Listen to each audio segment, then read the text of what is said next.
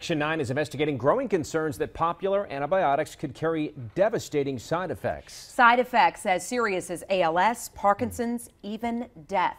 Action 9 investigator Jason Stujanki talked to a patient, a doctor, and a senator, all on the front line of this issue. He's live in the newsroom. Jason. Well, Natalie, we're talking about a certain category of antibiotics called fluoroquinolones. They're used to treat serious bacterial infections. Now, you may not recognize some of the generic names like Cipro and levofloxacin, but you may know some of the brand names like Cipro and Levaquin. Now, these drugs have been around for decades, are very effective, but now some patients and doctors say they come with huge risk. It's been 3 years since I took the medication. Donna Versace says she was fine until she got a urinary tract infection, took ciprofloxacin, and started having odd side effects. All of the joints in my body started popping. She admits she can't prove the drug is to blame, but she says she never had trouble standing before, and now she needs a cane and usually ends up here on the sofa. How much has this changed your life? It's ruined it. I can't go anywhere. I lay on my couch with pain every single day that is so bad it feels like somebody's ripping the flesh right off my bones. That may sound far-fetched, but she's not alone. This man's wife says he was in great shape, got sick, went to urgent care, and got a prescription for levofloxacin.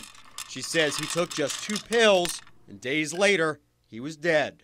That's really hard to get out of my mind that I couldn't help him. Jeff Stevens says he had a sinus infection, took 7 doses of the same medicine, and ended up like this, hobbling around. I may be one of those that's crippled for the rest of my life. It's terrifying. Just weeks before, he says this was him, running on a beach in Australia. So the drug company tell you their drug. Dr. Charles Bennett thinks there are many more examples. He runs, he says, the largest drug safety program in the country, which happens to be in South Carolina.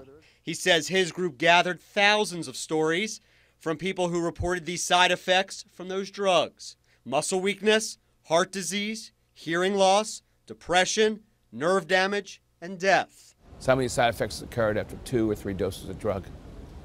Some of them occurred with re-challenge. Every time you took the drug again, you got sick again. Some of the side effects never resolve. But Bennett is clear these antibiotics can be very effective, so he doesn't want them banned. He just wants the feds to do more to warn patients about possible side effects. In 2013, the FDA did require labels on these kinds of antibiotics to mention possible permanent nerve damage. Still, Bennett is petitioning the FDA to require even stronger warnings on these drugs. He says so far the agency hasn't responded, so now he's asking Congress to step in and force the FDA's hand.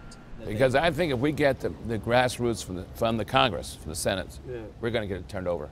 Senators on the Health Committee, like North Carolina's Richard Burr, may be hard to convince. I'm not sure that the American people want non-healthcare professionals trying to drive decisions about medications and their approval or their rejection. Bennett also believes it's an uphill battle because these antibiotics, he says, generate more than $2 billion in sales each year. You know, people want to read people's shirts, so I have. Now Versace wears this T-shirt to raise awareness. It says it's all fun and games until you get crippled by antibiotics. But the jokes stop there. Do you think you'll ever feel better? No. She says she's still suffering, and it's been more than 3 years.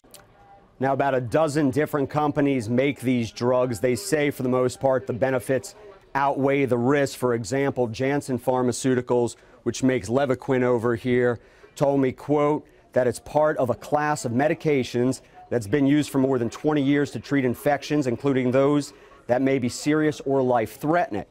It went on to email me, we continually collect and monitor information on the safety and effectiveness of all our medicines. We're live in the newsroom. Jason Stujanki, Channel 9 Eyewitness News.